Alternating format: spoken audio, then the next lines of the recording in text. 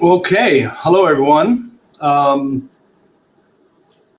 Before we get started, can I get folks who are in here to put in the chat box a yes or a no if you can hear me and see me well enough? Steven's on, John's on, Jamie, yep, Don, yep. Okay, good. Looks like we're cooking with gas. Don, Richard, here but can't see.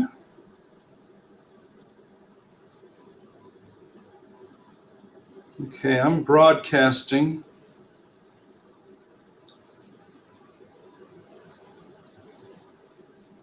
Okay, Richard and Peter.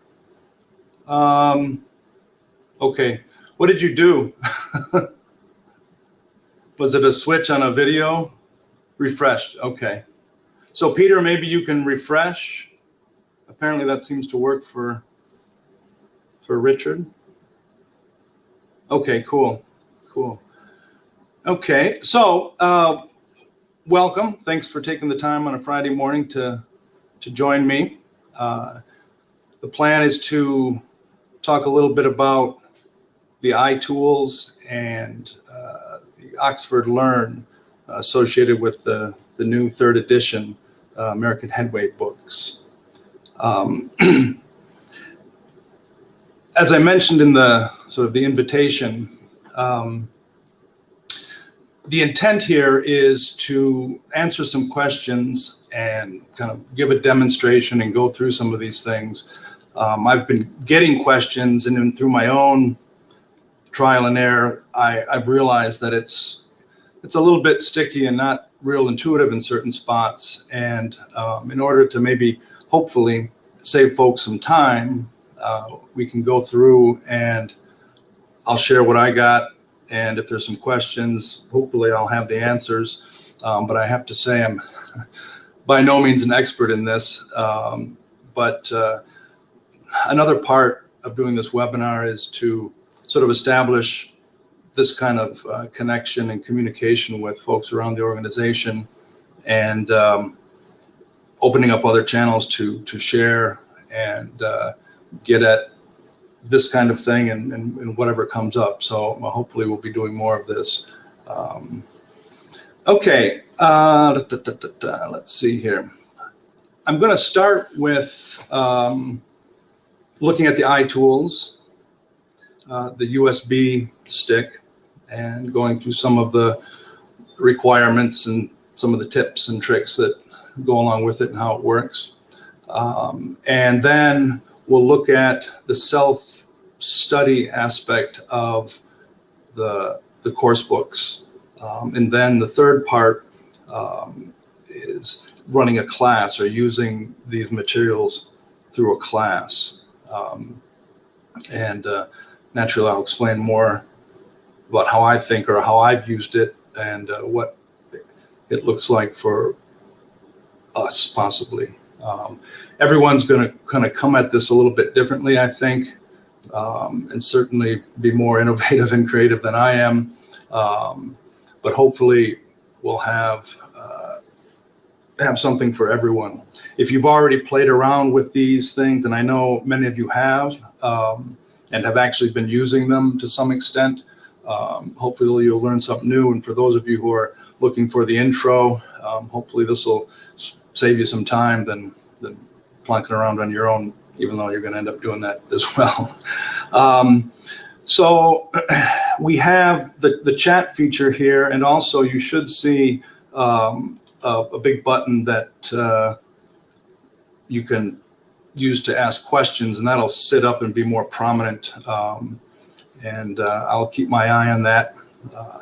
And so as we go along, feel free to drop in, and maybe as we get going, that'll open up a little bit. Okay, so I'm going to switch now to screen share.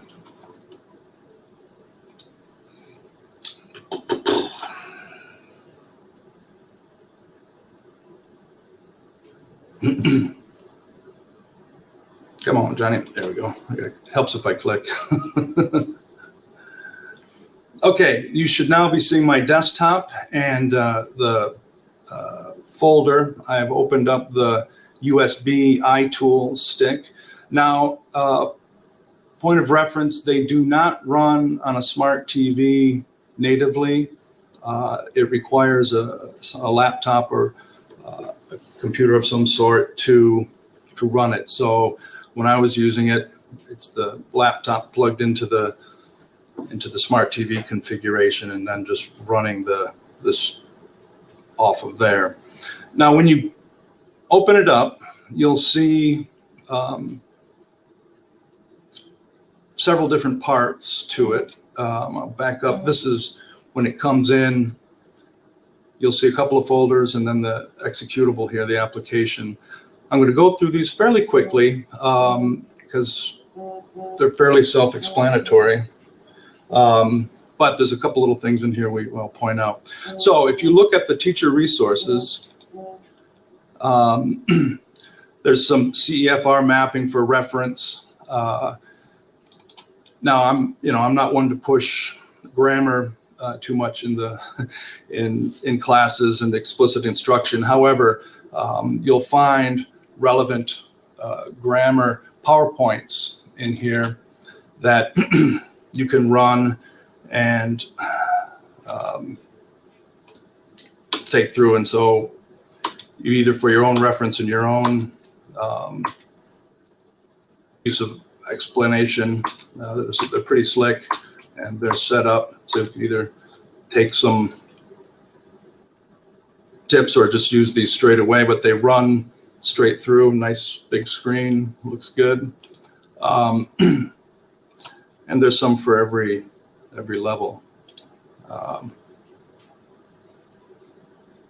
Okay, I got, I'm sorry guys. I'm just noticing, yeah, you don't need to see half me, do you? Picking my nose and all that. Okay, how's that? How's that? Okay, good. So yeah, in the grammar points, these show up nice.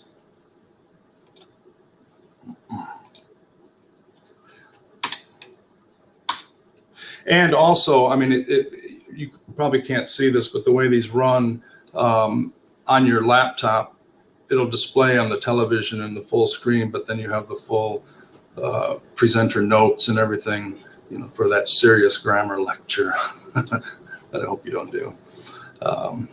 Okay. Grammar references. Now in here, I'll point out that for some reason, the only thing, these Word docs are just gobbledygook. Don't know why. The only thing that seems to, the two PowerPoints, or excuse me, the two PDFs in here is what you would want to open. And so that kind of thing. So I don't have an answer for why the Word docs are gobbledygook, but that's what's there. Photocopyables, pretty self-explanatory, I think.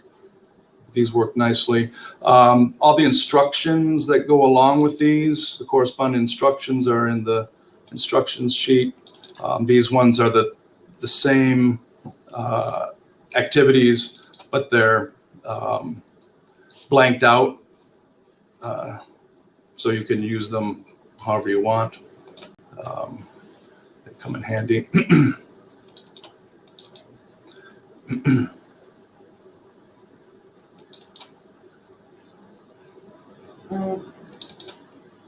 Okay, in here there are the supplementary videos that you're familiar with from previous editions.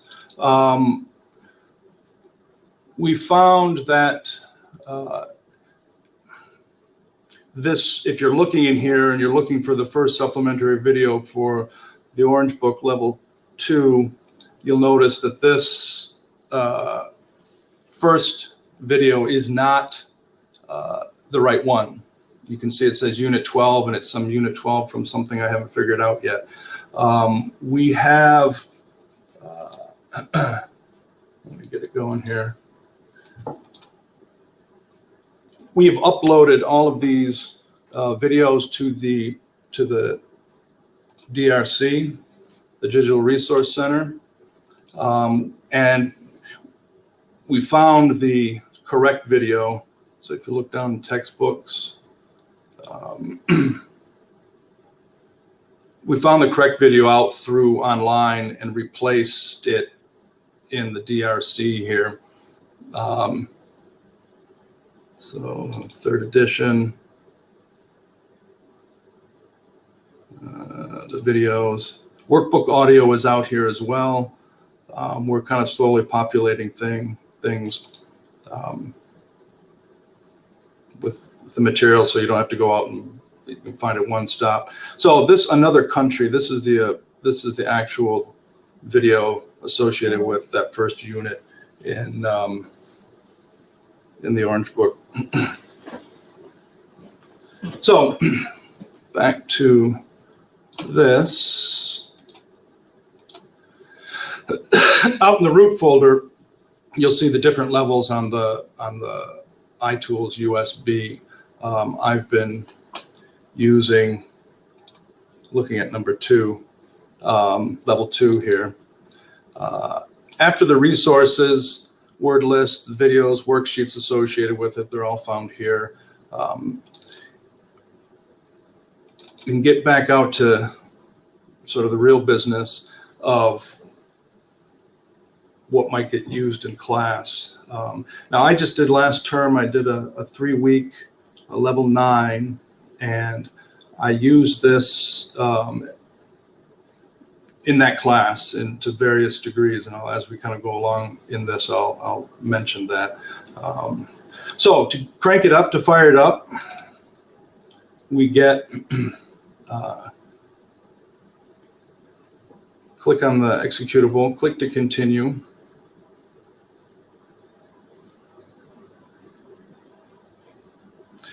Now, when it first opens up, this was what will display on the smart TV straight away.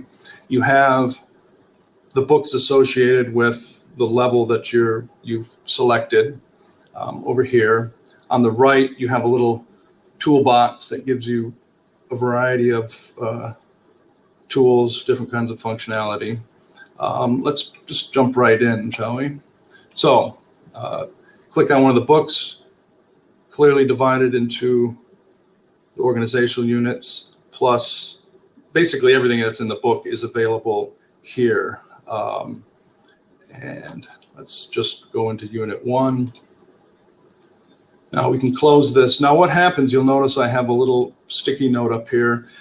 Everything you add or do to this thing is saved until you delete it from one instantiation to the next. So this is what you see here. It can be used for reminders or points on here on the text, and that is started by clicking the T to get another little sticky note.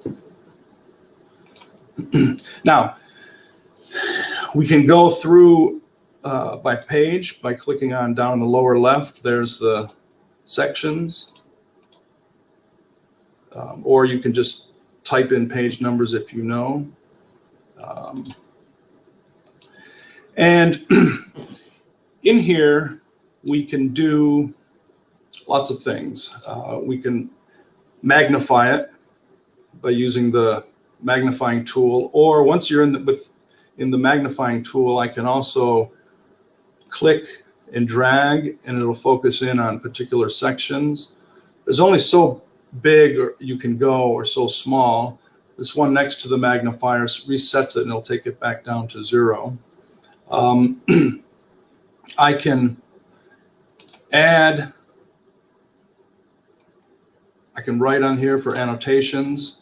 We have an eraser that will erase blocks and sections, so it's a little more efficient than the standard scrubber that you get sometimes.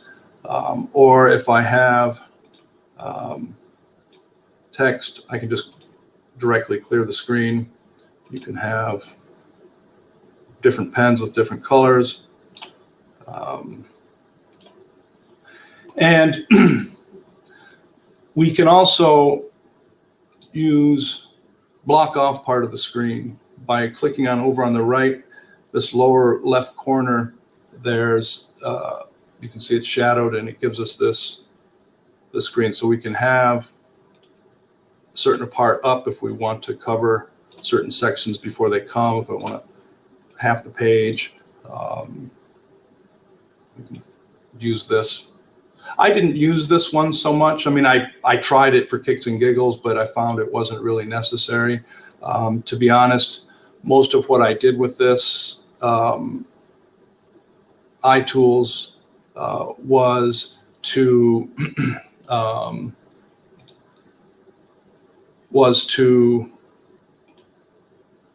let's see. Sorry, I'm looking over the wrong way here.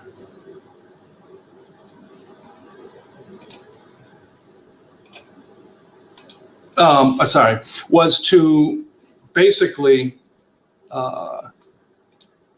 just present the front page or whatever page we were referring to, and I used it for the audio largely, rather than fiddling around through the menu to get the audio and video files. It's right here.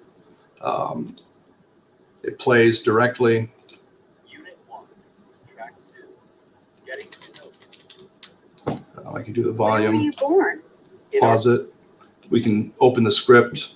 Now, this isn't that noticeable. I mean, it's visibility on a smart TV, depending on where students are sitting. These things aren't, the script is not always very visible, but for reference, it's here. We also have answer keys for reference. So again, I found myself released from holding the book, and naturally we're all real comfortable with that. It's a different style, but it was convenient, particularly for the audio. And then we can do another spotlight thing. You can pull in on different aspects. We can make it bigger, resize it. These are nifty tools, and depending on your style or how innovative or creative are, you may find a good use for them. Like I said, I didn't use it so much, but it just depends on your style. We can also insert hyperlinks. So if you have a lesson and then you have an extension that you want to go to a website or a video or something that's out on the web, boom, it's right there. Down at the bottom, let's make this a little bit smaller.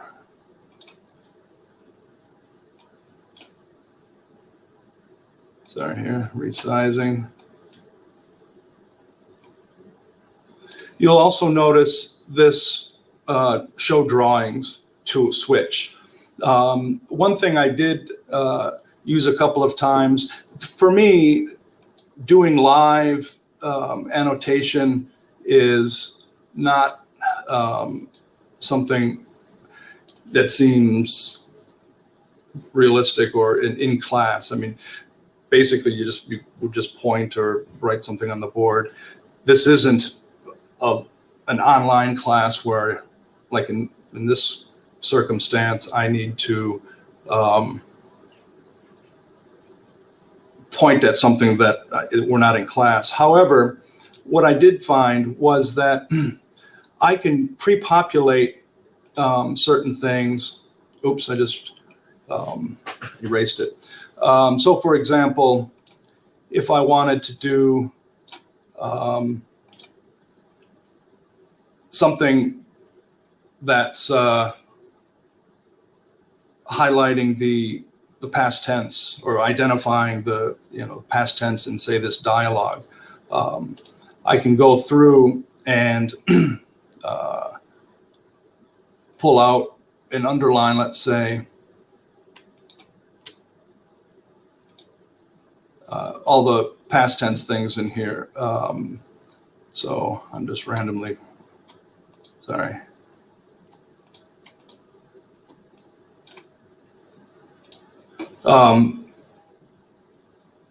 Underlining past tense. So I can come in and the students, I have it off, switched off, and then they can go through it, and then I can quickly switch it on as in terms of giving the answers.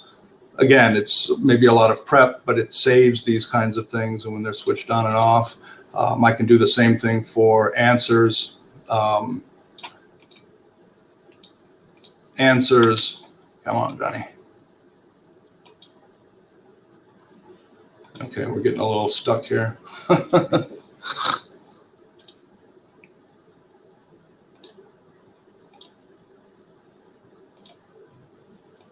Okay. There we go.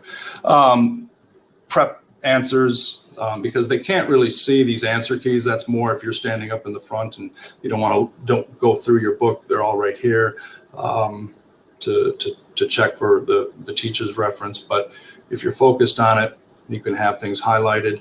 One little trick I found about writing in here is, or actually drawing lines.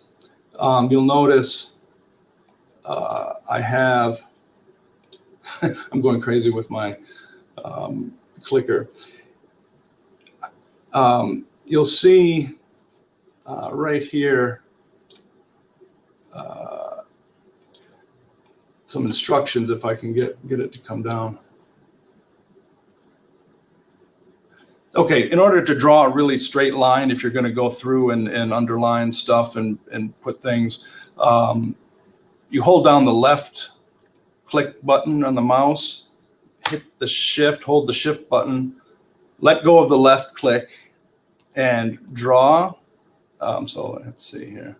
So I get the pencil tool, hold down the left click, hold down the shift, let go of the left mouse click, and it pulls out a line. And you can see I can go nice and straight. Release the shift and click, and then it hits. So my freehand is pretty poor. I don't know about yours. So anyway, in here there's also a timer built in. Count down, count up. And if you want to come in and have something blanked out at the bottom, there's a button that covers the screen. So now, John is asking about bookmarks. Now, John just was two things. I'm seeing John with a question about bookmarks. And then his question is, can you block out the note only? I think I was trying to do that actually, or zoom in on it. Let's just try it here. We'll put the note in the page. We'll bring this on, and then I could just, apparently I can, depending on where I place it, I can just block it out. Now, this,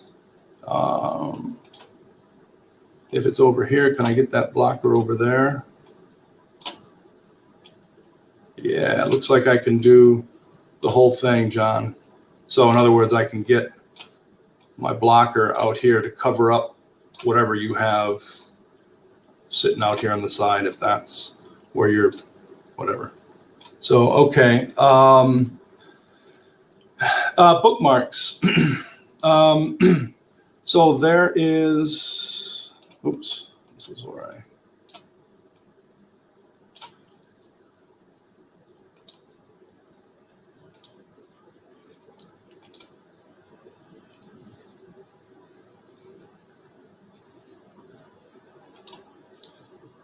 where did it go? If I'm on, let's say, up in here, next page. I made bookmarks. Where did it go? Sorry. So you can see I made one in the book.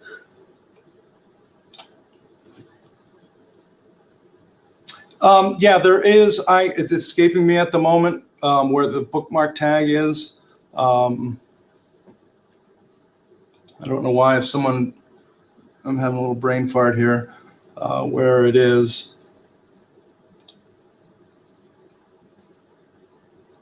No, sorry, so I won't keep poking around here. But it is possible to bookmark pages, so you can see if you have, like I have one here, it will take you anywhere to any book that you have, either the workbook or the student book. Like I said, I found myself with this, using this, I would just have it open in class. I used it largely for the audio, and just point of reference just freed me from carrying the book around, and it worked pretty well. Students would attend to it, and where'd we go here?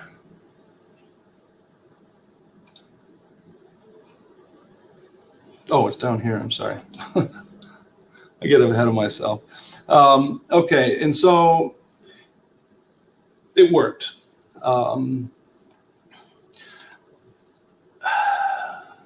Like I said, there's functionality here that each person is going to have their own style, and find more or less use for.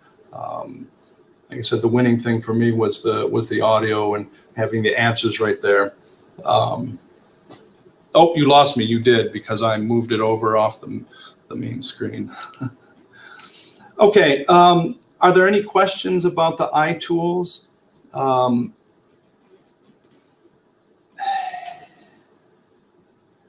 Before I go on to the more daunting Oxford Learn stuff. Okay. We can do follow-up, and we'll have hopefully opportunities to share either in the teachers forum, the managers forum, for whatever comes up as we go along here. Okay, so now I'm going to go over here, back to the screen share. I'm going to do screen one. I'm going to get rid of this.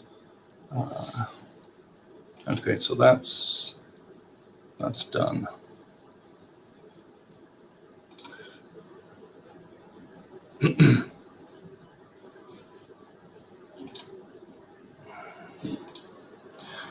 Okay, now with the Oxford Learn,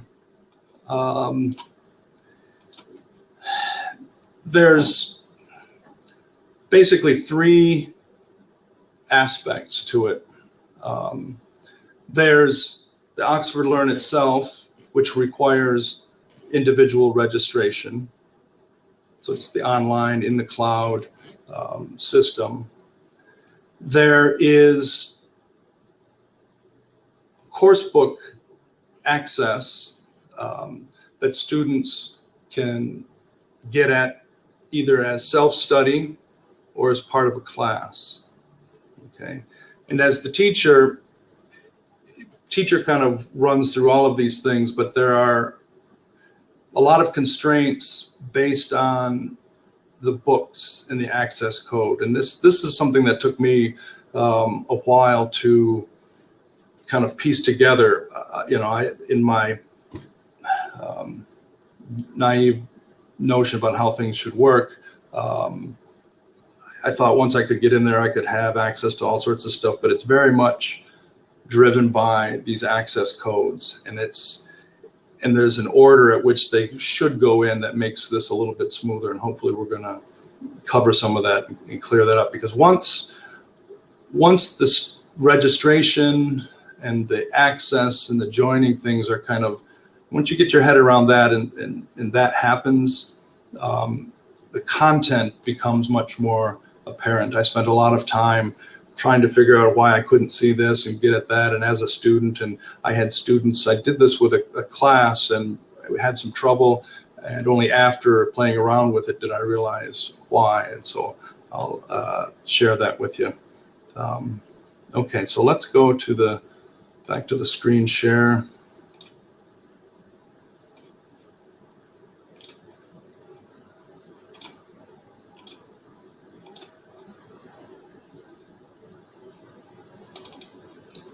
Okay.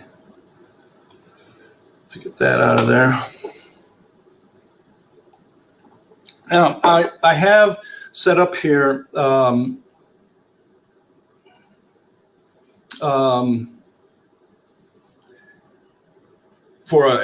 a student account and as a teacher, and I just got distracted because I saw a comment from Jamie saying that the stuff looks better on a projector or a smart board. Yeah, the smart TVs are a little small. If you can get that iTools stuff really big, it helps. Okay, so back to the Oxford Learn.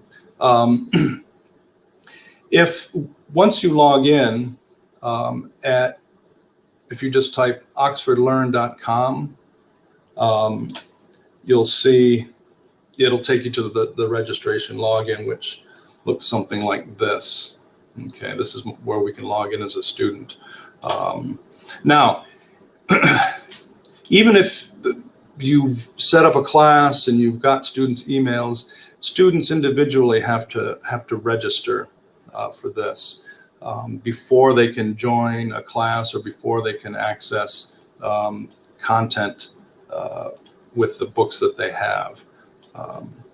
So let's see, I'll sign this student in.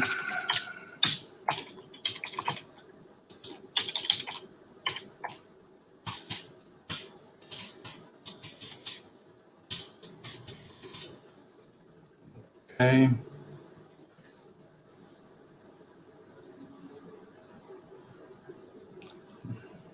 Now it's a little bit slow, but it's gotten a lot better over the last few months, I have to say. Now I'll explain a little bit about these books first. When you go to add a course as a teacher, it's a little bit confusing about which ones and what you have to use. Let's start with a student. We're going to assume that we're talking about the self-study aspect first.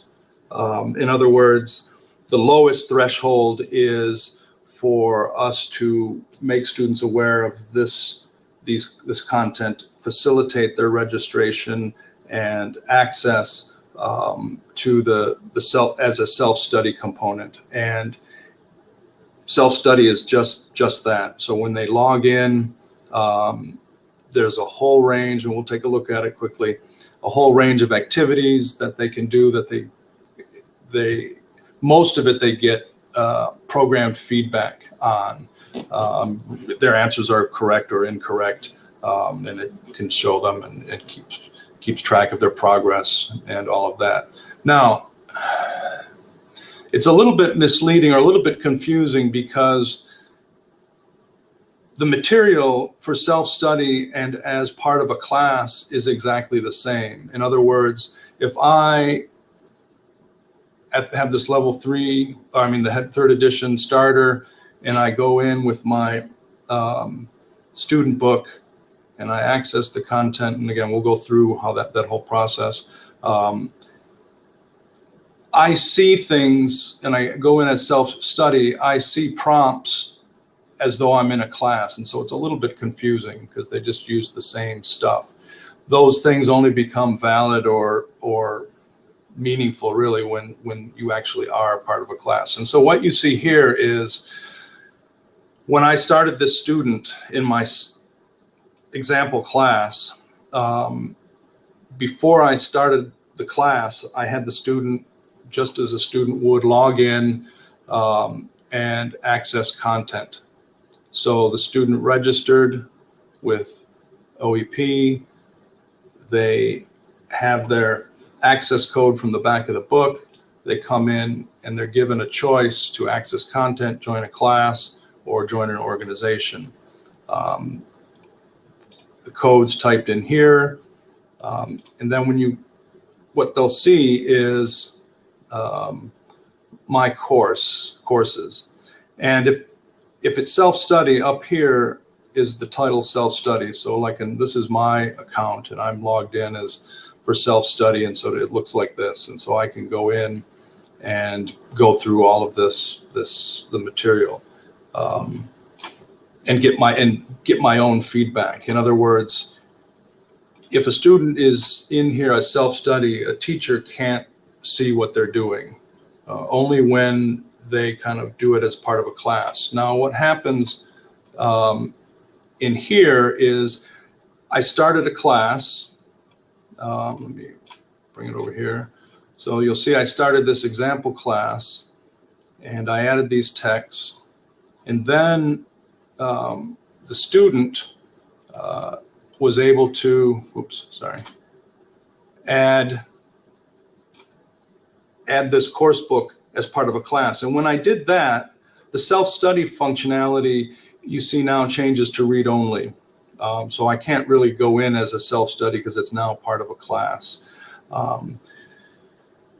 Now, I first thought, if you notice the difference here, there's online skills program, there's the eye checker, and then there's this multi-plaque that has both of them combined. My initial thought was, oh great, they're combined. That's the one I want. No, it's not. These access codes are very specific. In other words, I started out, you can see, okay, we're dogging here. I put the multi-pack in there thinking, oh, this is the workbook and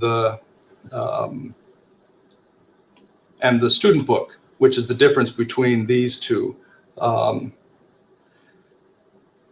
Oxford Online Skills is the student book. The eye checker is associated with the workbook. However, this pack, this multi-pack combined, is a different product, so it would have a different access code. So in order for you to get at seeing what students do, you have to actually add each individual book. But before we get into the classes, let's take a look at self-study. I'm going to do this as me. So if I were a student and I had, here's my student book, here's my workbook.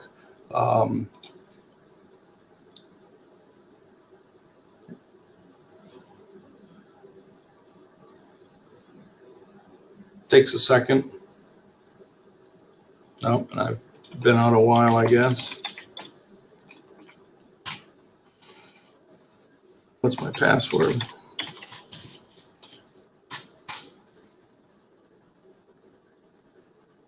Sorry about that.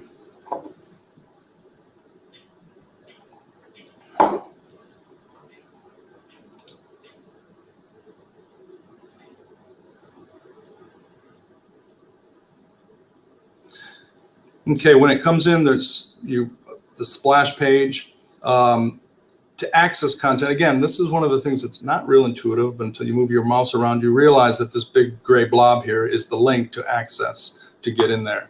So you click on that, and now I see all of the content. There's a course overview, bookmarks if I've made bookmarks, the schedule. Now here's where it gets a little confusing. I'm in here as self-study, but it's suggesting a course, right? But there's no tasks because I'm not really part of a course. These tools or this material is dual fold. It functions for both. So I can go down. Now you'll notice I've done the Learning for Life, which is divided up into subtasks based on each reading. Like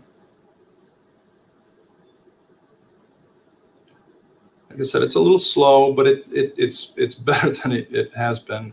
Now, here's one of the things that says, look at the phrases, and I'm, what phrases? Well, I see personal skills, and there they are. Now, yesterday, I have to say, this is perhaps important.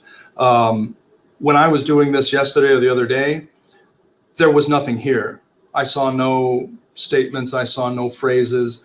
And so if you're looking at it and it's implying, look at the phrases and you don't see anything, try refreshing, move forward, move back. It's a little quirky, and most things will show up. It's, like I said, it's a lot better than it has been. You can move through the tasks with the navigation arrows.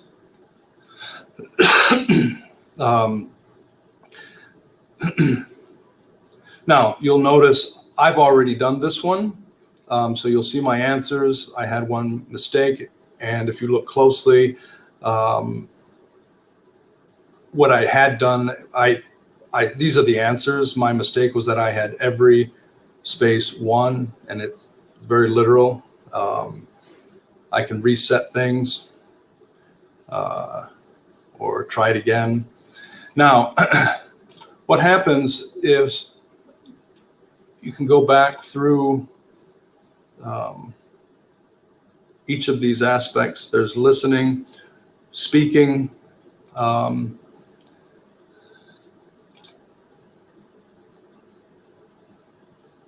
there's functionality to record your voice.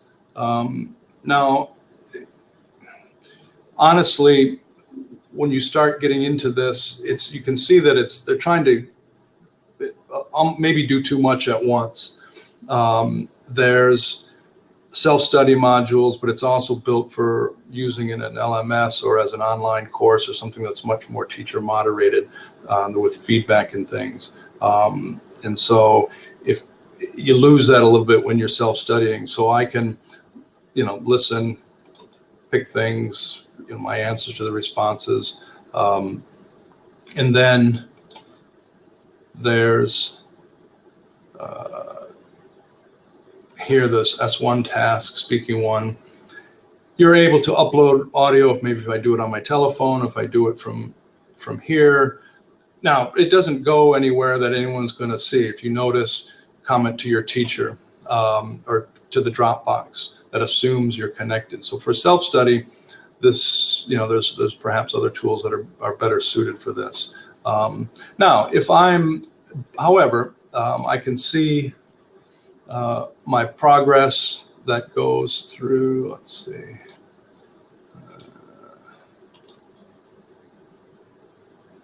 Now, so I can track my own progress through here. Now, this is the same tool that will be available to a teacher in a class to go through.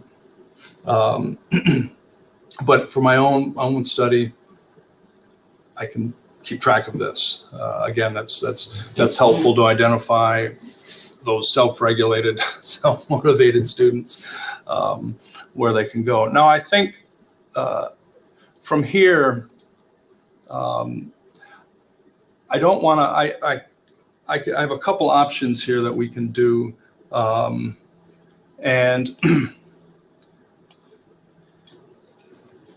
I can either show some more of the features of the self-study or get into getting students registered, which is a little bit tricky, and how to get at that. Or I can go further in the self-study. I think if I go into, Richard says, register please. Yeah, I figured you might.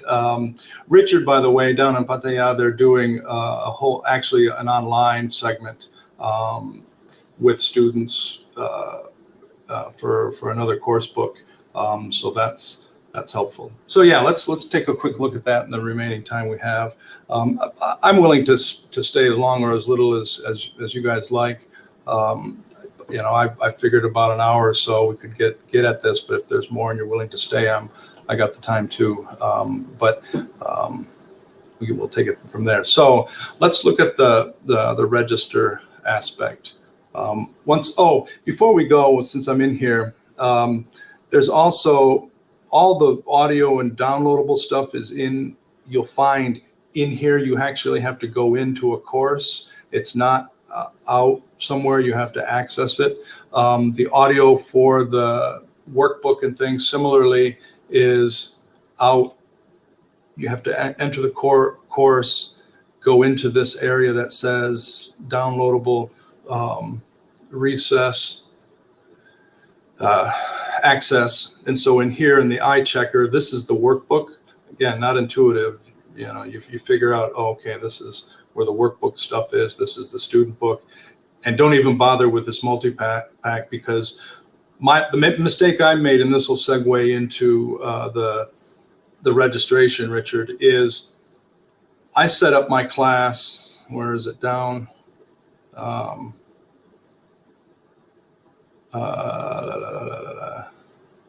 My classes there.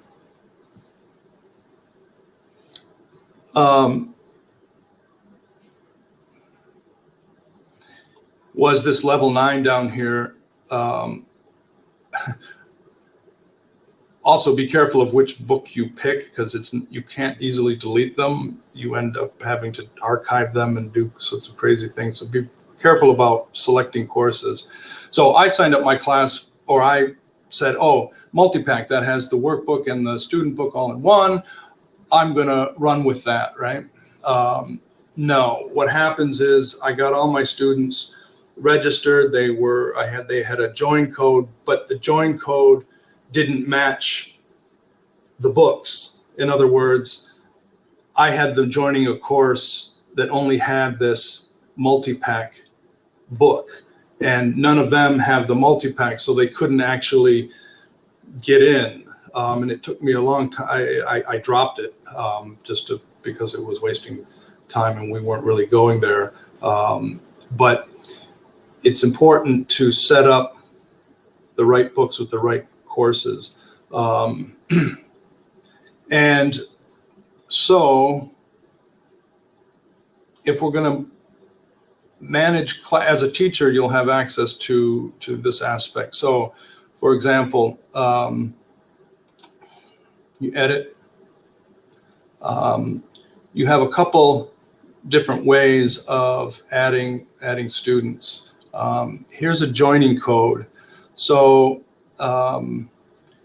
we can add students manually, but this assumes they're logged in and part of an organization to in the Oxford Learn. And so here's us actually. These are some of my students that I had added, that got put in. This organization aspect, it's gonna take some time for us to kind of come down on what's gonna work for us.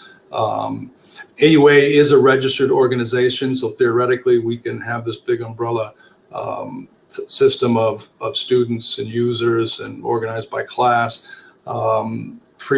Ostensibly, this software, this platform is used at scale. It's quite a feat, I suppose, yeah. But it's all possible. But I think for expediency, for an individual teacher in a class,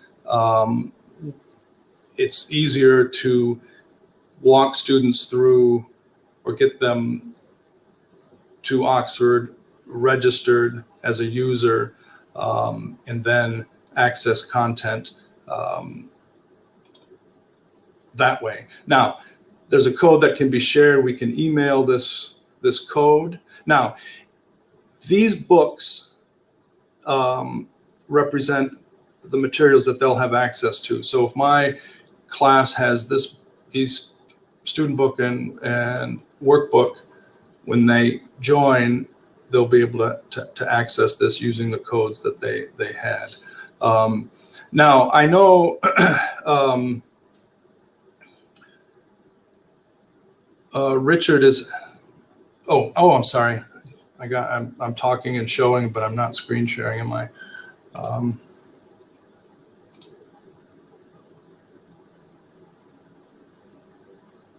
Okay, sorry about that, guys. Helps when you can see what I'm looking at, doesn't it?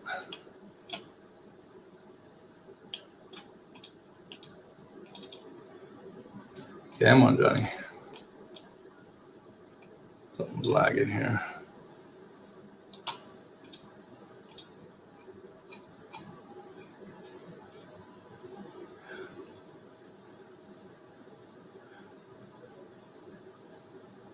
Okay, I just, I'm trying to get a couple questions. Here we go. So Charles is asking about accessing materials on cell phones. No, well, yes and no. No, in the sense that there's no app on it for them. In other words, if you want to you go access using a smartphone or a tablet, you have to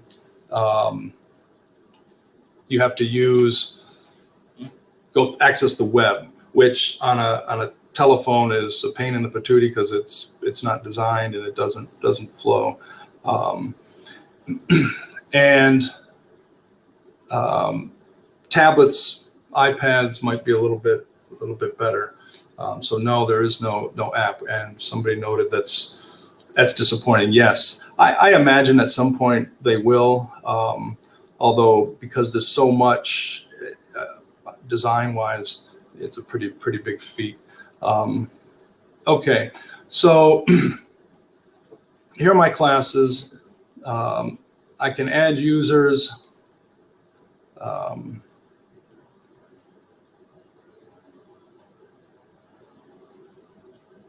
By selecting them out of here. I can also manage classes.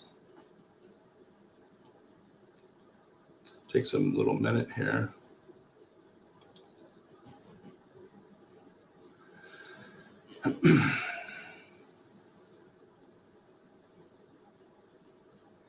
I can invite new users. Let's say students, class. I can send them an email, or I can do this in class or give them the joining code.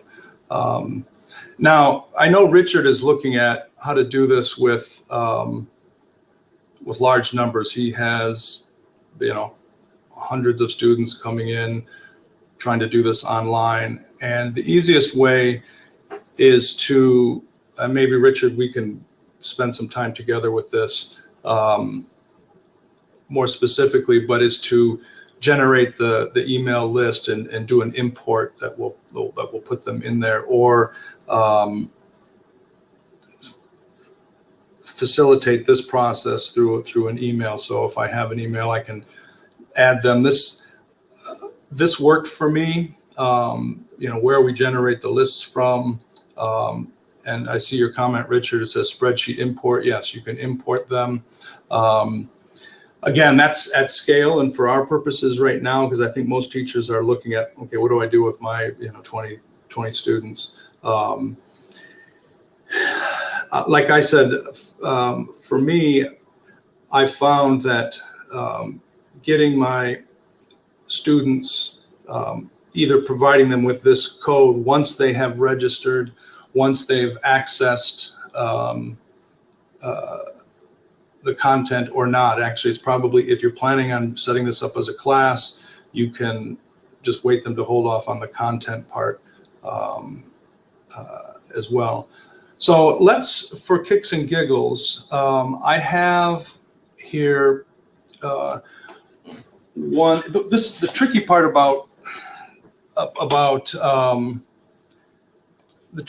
about trying to experiment with this is getting the student views, or because it's so dependent on the books, you log in as a teacher, then you're stuck with that. You have to have some spare books and things. And so I happen to have the luxury of some spare books. And so if you'd like, I can go through what it might look like for a new course with a new student, and see how that goes. So I'm going to do it with the red book. So manage classes, we'll go back to that.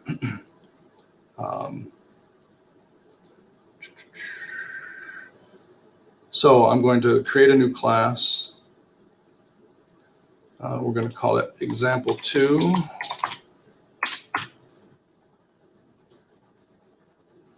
Oh, I should be sharing, I'm sorry.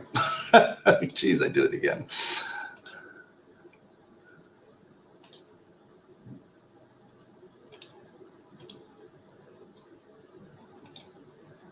Okay, how's that? So I went to manage classes. I went to create a class. It's asking me for the name, example 2. Okay, there we go. Again, here's the code I can use. If I'm adding a teacher, if I'm an administrator or a manager, perhaps I can set this up for my teachers. The more we can do in the back end administratively to facilitate this for teachers and students, the better, obviously. So for now, there's no courses. So a class is a group of students. The course is the book. Now, just because we're in level whatever and we have a workbook and a student book, that's not assumed by the system. So if I'm adding a course, I have to add each book respectively. So you'll get the whole list of everything that they do. Let's do American Headway. Now this is where you have all sorts of choices. So I want this one. I'm going to do the red book. So I will add this to class.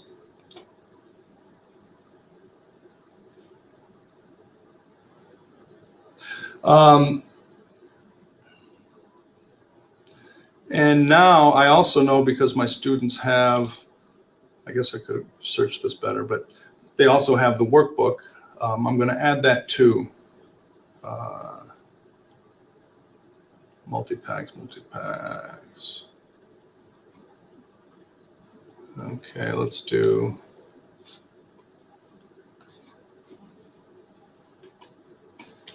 American Headway. It's level 1.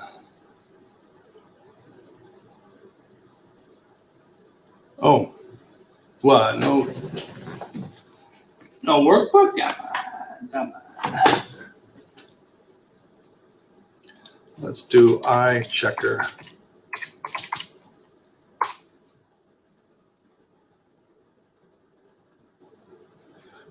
Okay, now see, this is this bit of a squirreliness. I looked up American Headway level 1. You'd think it would come up with both of these, but no, I had to type in eye checker. So this is the workbook. We'll add that to the class.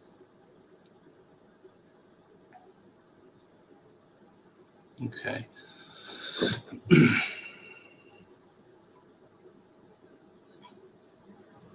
Okay, so now I go back to manage classes.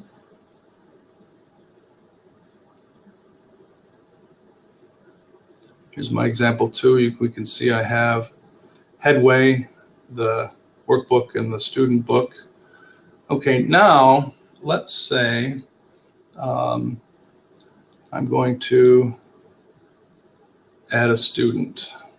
Okay, excuse me.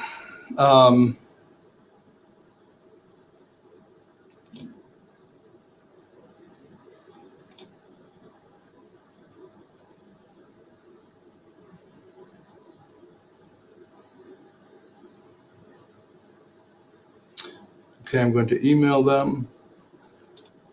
I'm going to email student1.red@aualc.net.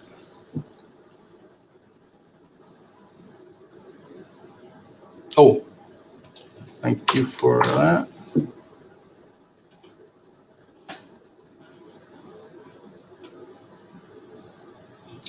Okay, so now if I have a list, my classroom list of emails, I can send that off that way. I'm going over here now to, let's do this one. So I'll sign out here. That's my green student. Now, student red here has not registered anything, so they have to come here. So they're not in the system yet, so they can't just sign in. They have to register.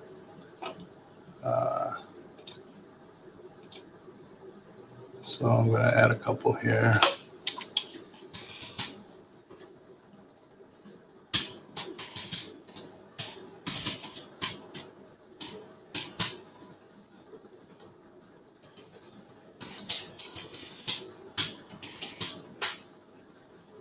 Okay, accept. Sorry, I should have had this set up.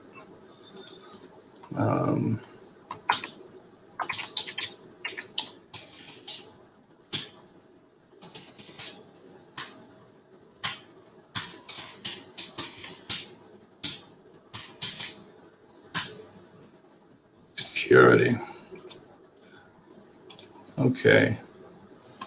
This person is, I'm registering now as student 1 red, my email, student1.red@aualc, my password. It's not good enough.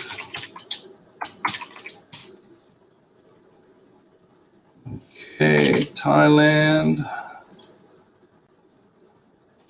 Looks like this. What color is my car? My car is red. I accept.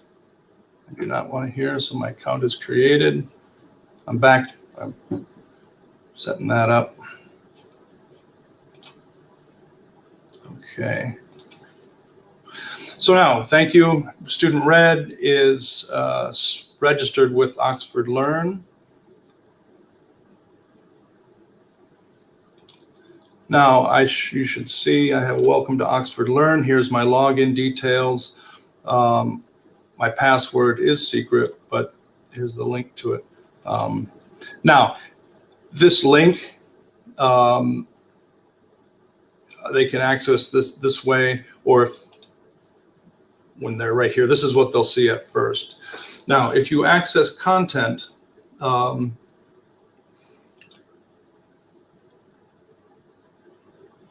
student will be prompted to enter a code, right? And then when you continue, now this is the code that's found in the back of the book, okay? And so if I'll do this, let's see, back in the book, sorry, get a new one here.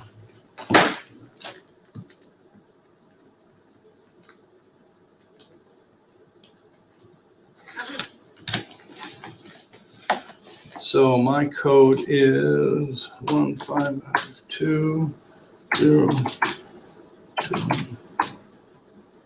So I accept.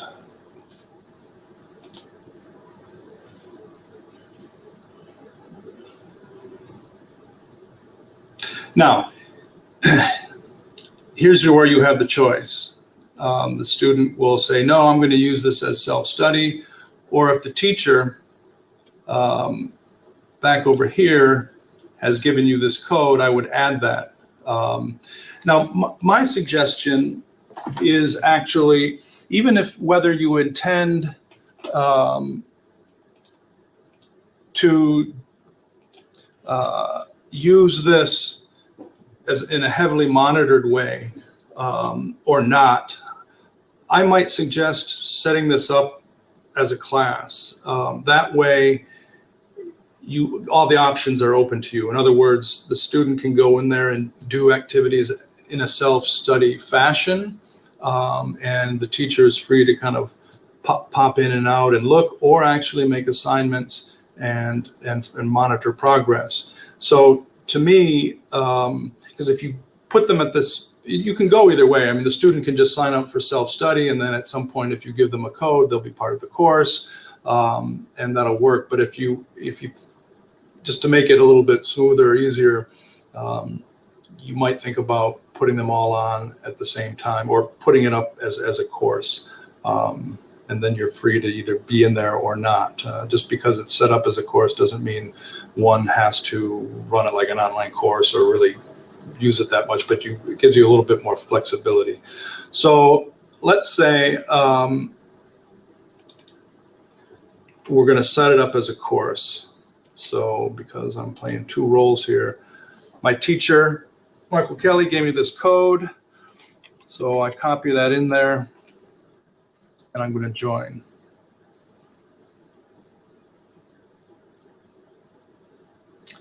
I think this with bigger systems, if students have IDs, then this would go in there. For right now, we're not at that level of complication. So I pass on. Now, I've only added the student books, even though in my course, there's actually both, but as a, I only have, okay, I'm on, Johnny. There we go. I only have, stop screen. I gotta quit thinking you guys need to see me. I'm going through talking. So now I have, as a course, this is what's kind of tricky. If I go into as student read, because I've pumped in the code, the access code for my book. Okay, and he's saying stop. I'm getting some lag here. I'll stop sharing the screen. Sorry, guys. Come on, Johnny.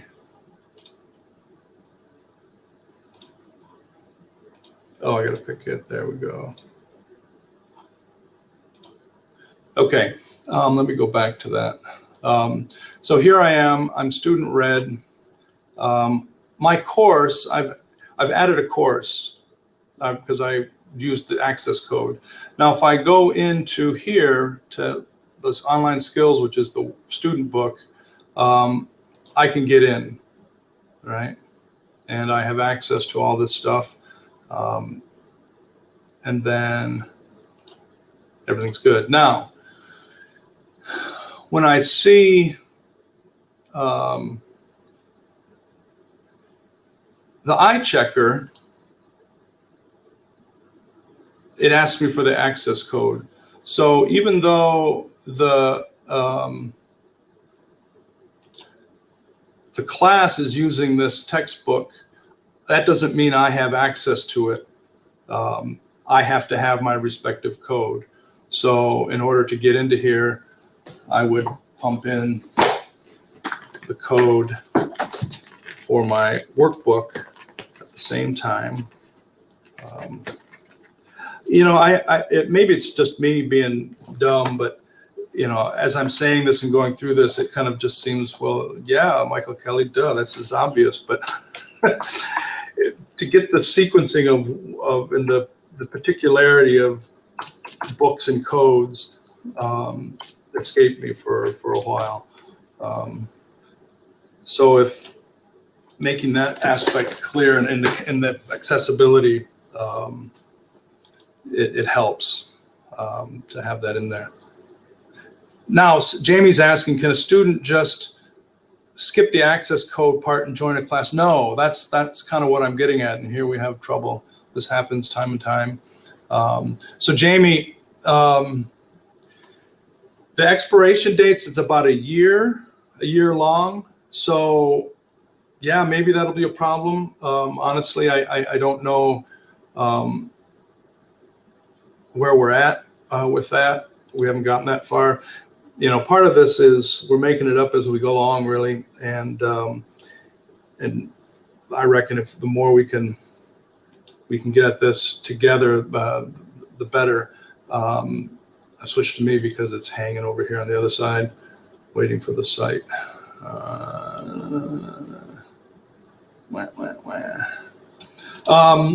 So students, your other question, Jamie, cannot just skip the access code. That I kind of went down that route thinking, I did it with my class and it was like, why can't they get in? I got the class, they're users, they're in the class, but because the codes that they had in their books were not linked to that multi-pack thing. And so it wasn't until I figured that out and added those student book and the eye checker, the online skills and the eye checker for the orange book, that corresponded to the material that they had and they could get in. Okay, let's see, we're having trouble logging. Okay.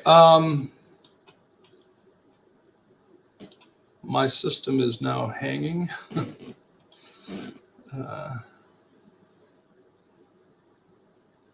My system isn't, but the what do you call it? Oxford Learn is. So I'm going to try it again here.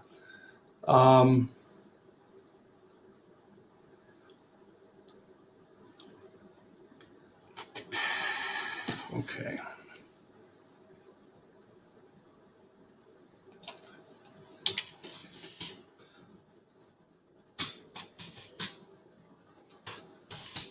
Having to re-log in here. My student somehow went out.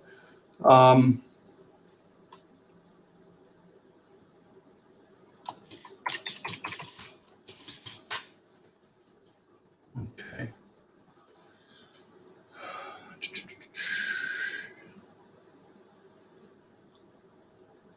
Okay, there we go. I'll start screen sharing again.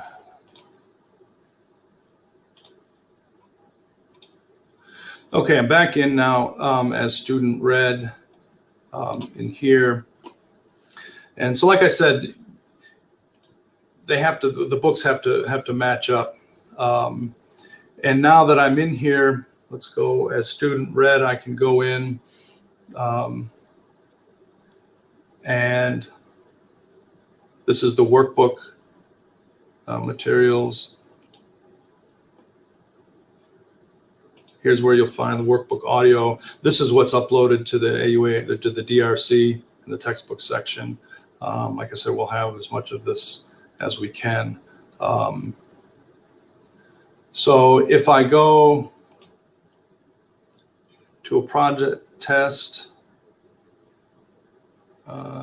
progress tech unit 1, just give you a little sample of what happened, the interaction between the student and the teacher for doing exercises and things. There's some things. I'm just going to do this randomly.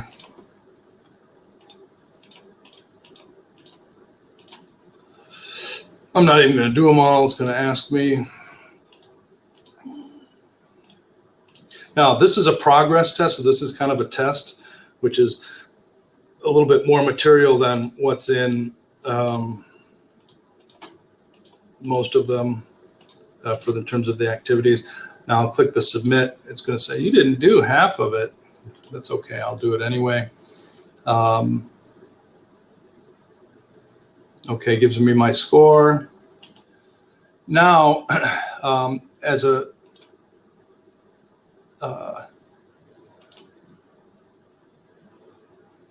student, I can see here I am, what my which am I in here? Oh, sorry guys. I was in as the teacher. Well, how did they see all that? I can see through the tracking the progress here. If it's a student, they can similarly see that. So now I'm getting myself confused here. I got too many windows open. Teachers and students everywhere. So now I'm going in as the student. Let's do reading.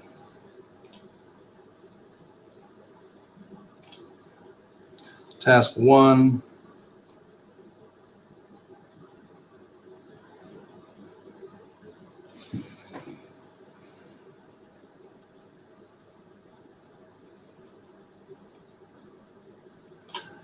The student goes through and completes these activities, and as they're submitted, as they're done, it shows up,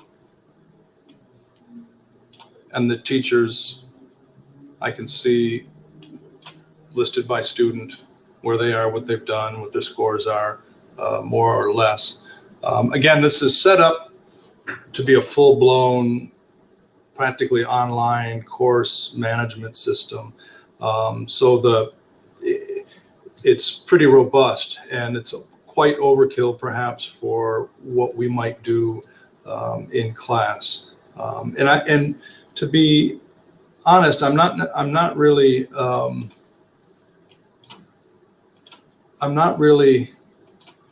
pushing or insisting that we go into it in this way, but I think there's opportunities, and I think that there's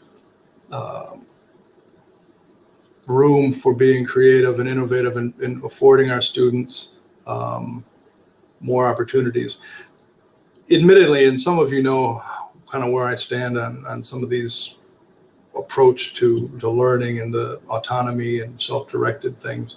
But part of this and the motivation for having this webinar and talking about this and taking the time to get messy with it is that ultimately I think one of the most important things we need to be conveying and teaching, if you will, is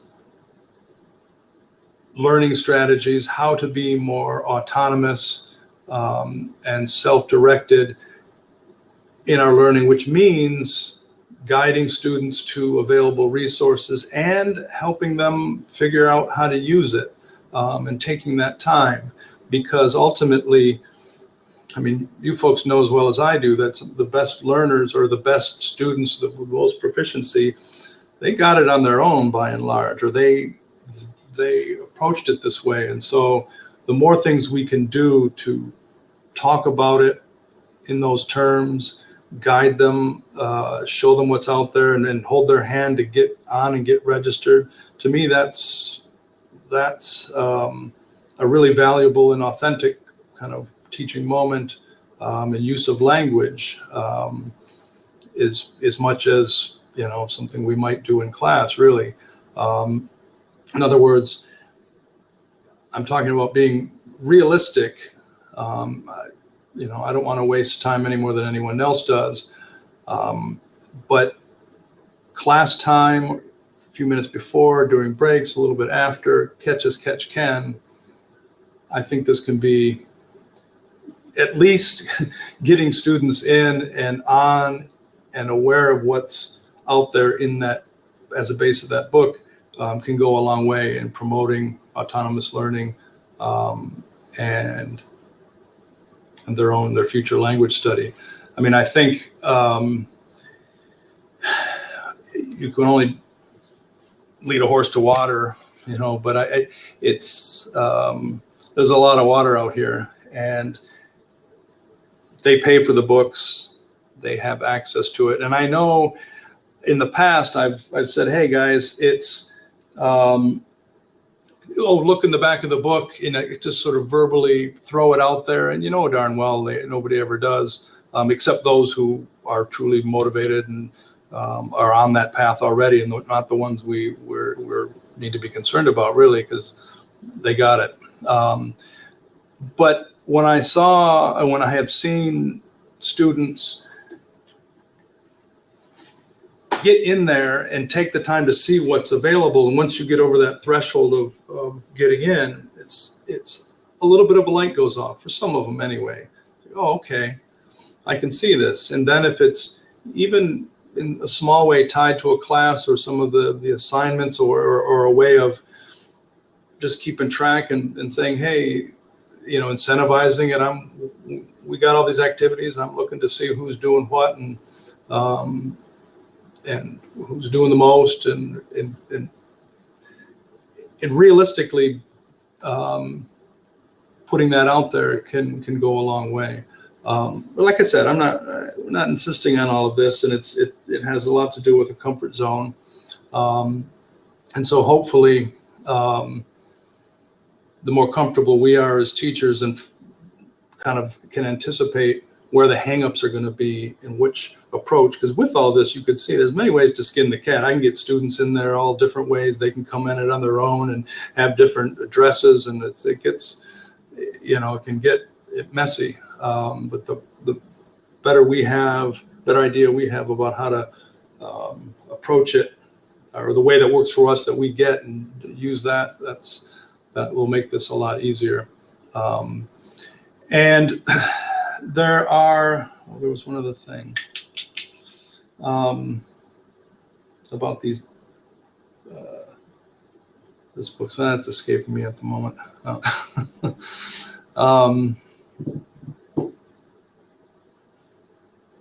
Well, I have. I think I'll cut out here unless somebody has any more questions. This webinar will be recorded. It's available, such as it is, for future reference. We'll be doing it again next Thursday. Maybe if you've had some time to go through it, drop in and raise some questions and some points. I'm looking at a couple comments here, our questions as well. Terry is saying very time consuming. I'm sorry if I'm not catching these as they come, but very time consuming. Yeah, and you know what, I ended up, a lot of what I had at one point, we went into the lab and we have that luxury, but let's assume we don't have that. I did a lot of this stuff a little bit before class, catch as catch can, a little bit after, taking them one-on-one and just hand-holding ad hoc, which is time consuming for us as the teachers, obviously, but it's sort of manageable. Some of them get it and you can just point to the back of the book and they're in and explain it. Sometimes I'd have it up on the smart TV so they could just kind of see it, or in some cases I would actually just log them in and walk them through it, get them in. A lot of in terms of functionality that's in this system, there are much better ways to do it. I do much more with Google Classroom as sort of a classroom page or managed class management thing, submitting assignments, and if I want them to record something at Google Classroom, they can upload anything and everything. It's much more streamlined and keeps things better than all of this. So my suggestion is to get it out there as self-study and do some hand-holding as needed, and start with that, than to think about using this as an LMS. Now, Richard, I know that's the nature of one of the courses you're doing. You kind of have to get into it at that level, but for our regular students, not so much.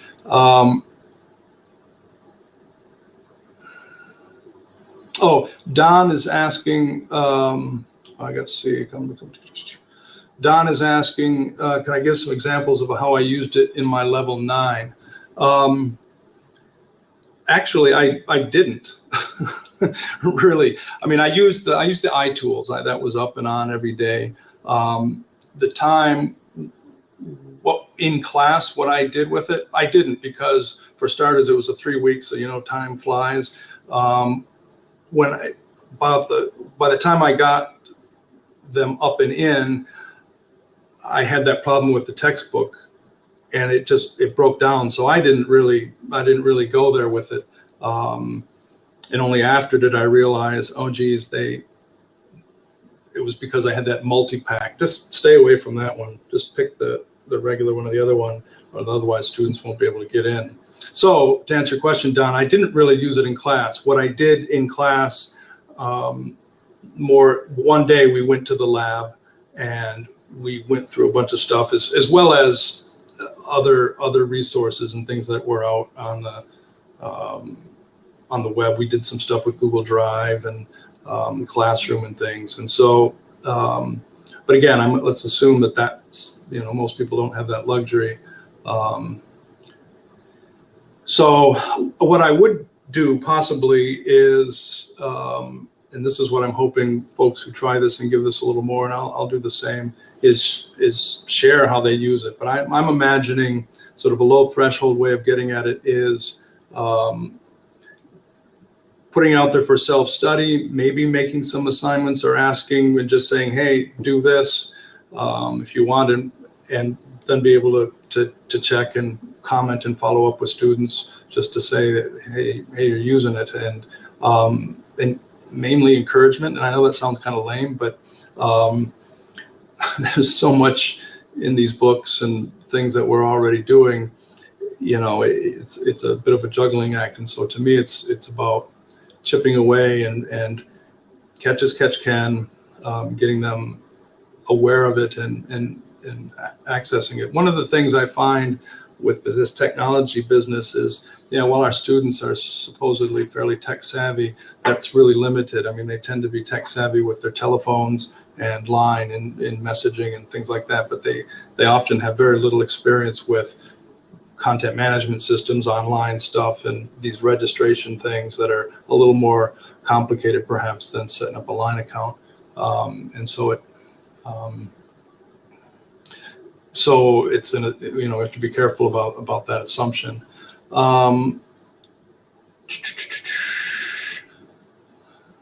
Okay, what am I seeing? Abuse will have a user guide in Thai and English. Yeah. Again, we're just getting into this. As you can tell, I don't have all the answers. And I agree, some instructional materials that are just right to the point, Jamie, in Thai and English would be really helpful, because you look at the back of the book and it seems at first sort of straightforward, but myself, the fact that I had to dink around with it and kind of go in and around, it's, you know, I'm pretty savvy. It's like, okay, this is not a low threshold. So yeah, let's work on that. Charles says, what level of administrative support can we expect? I'm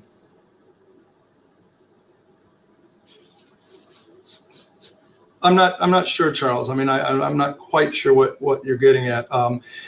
If in terms of, you know, instructional materials, videos, or marshaling, perhaps more articulate and succinct tutorials, you know, we can do that. Can you be more? I see you have question marks. My question about your question is questionable, right? Oh, I'm sorry. I see you one above it. The classes could be set up at branch level. Yeah, actually, administratively, there could be a lot more we could do in terms of easing students into this. In other words, classes can be set up, teachers can be assigned or done from the administration, theoretically, and organized that way. That was partly with that in mind why we set up this AUA organization. I think right now branches are probably like Richard and his classes doing it, you know, individually, because, you know, we're still trying to figure this out. But you're right. In theory, we could set some of these things up, make sure the right textbooks are in there, and not leave teachers to their trying to mess around and figure it out, you know, and ending up with the wrong book in there and coming up through some of these issues. That's possible. And Charles, as you know from our conversations, realistically, it may differ depending on what branch you're in and where you're at in terms of either a teacher's or a manager's, or even from here. I mean, I'm connected to all of this, really. I mean, in theory, I could set these sorts of things up, or our tech guy.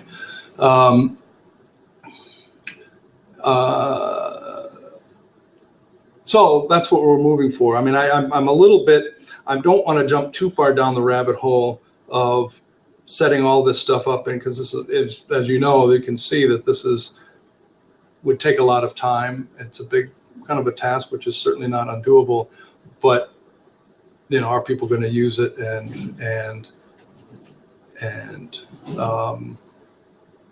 make it worth it. Now, so I guess at this point, I would be quite interested to hear more specifically what kinds of support, I mean, and see what we can do to find the solutions to that. In other words, some people can, once people being teachers, managers as well as teachers as managers, can facilitate that process, or do it themselves. And that may be the most expedient way given where we're at right now. Down the road, if it's something that people is catching on, I mean, come on, I mean, how we don't even we have a hard time getting email accounts to students straight, you know? So it's where I would love to have the team and the level of support that could make all this happen. But right now you're looking at it more or less. And so part of the solutions is finding ways to build it as a team, I think. So we can continue that. Any other questions?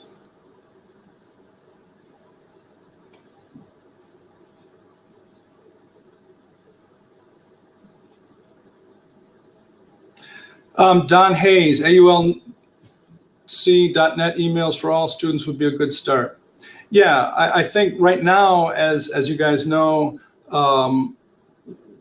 we're doing it catch as catch can by class for emails. And I think, Don, what you're getting at is just sort of an automatic, you're a student at AUA, we generate an email.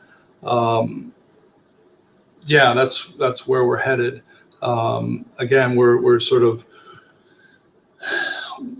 we don't quite have the technical system, or it's not even the technical system, but even it's called the workflow to generate that. We're all still pretty manual right now in terms of accounts. But theoretically, that shouldn't be that. I mean, we have the technology, right, to generate it. And so because creating accounts is not that difficult, each manager has the authority to run accounts. They can be done pretty quickly by lists. I mean, there's ways to expedite the process using CSV and things. So part of this is for teachers and managers recognizing, you know, the need, or sort of the affordances, added value, if you will, of having these accounts, and then, you know, pushing for that to happen.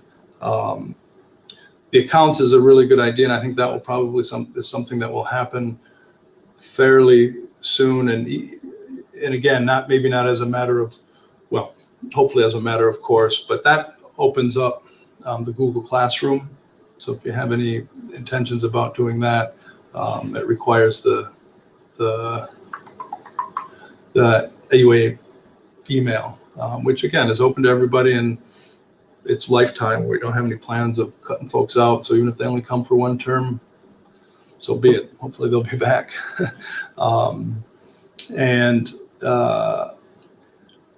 So I know that different branches do it differently, but it's basically a matter of, you got a class, you want emails, give your manager the class list, and either they'll do it or they'll delegate it to the staff person who's responsible for adding email accounts.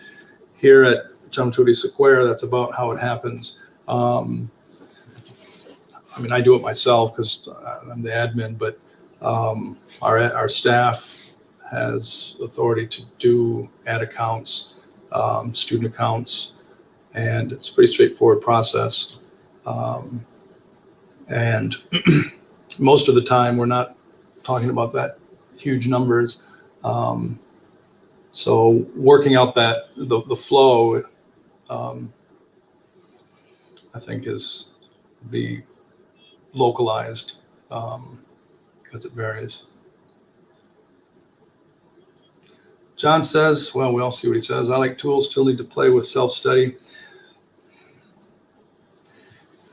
Yeah, I mean, I'm one, to be honest, folks, I hardly even use the workbook in class. I mean, I push it and I kind of incentivize using it because I think it's, you know, it's there and it's resources and practice, but it's not what we do in class. And I also believe, you know, ultimately these folks are learners, have to take responsibility for their own learning, and I give them the answer keys straight up, and encourage and get them out there to use it. And similarly, with the self-study functionality or resources out here in the Oxford Learn, I tend to approach in the same way. I mean, like I said, I think I might incentivize it a little bit more, and once I get more practiced at smoothly having some students and being able to monitor, I might do more of that.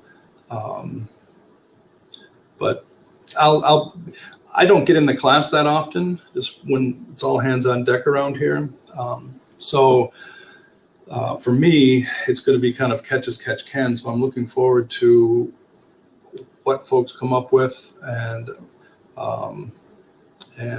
you know, finding sort of a sweet spot that's of added value, low threshold, and sharing that with everybody else, and we can take it from there.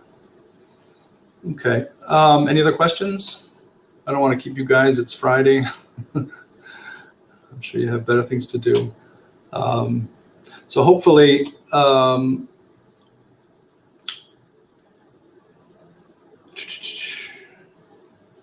just going through the questions. There's a start answering button here. I think we got them. I guess I can go back and answer these text by text, these questions.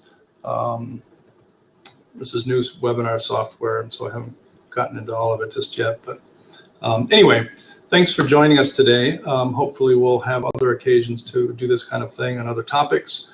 If you have some suggestions, my inbox and my door are always open. And hope you got something out of it, some new tips or more confusion or the resolution of it. I don't know, but hopefully there'll be something here for you. Okay, bye.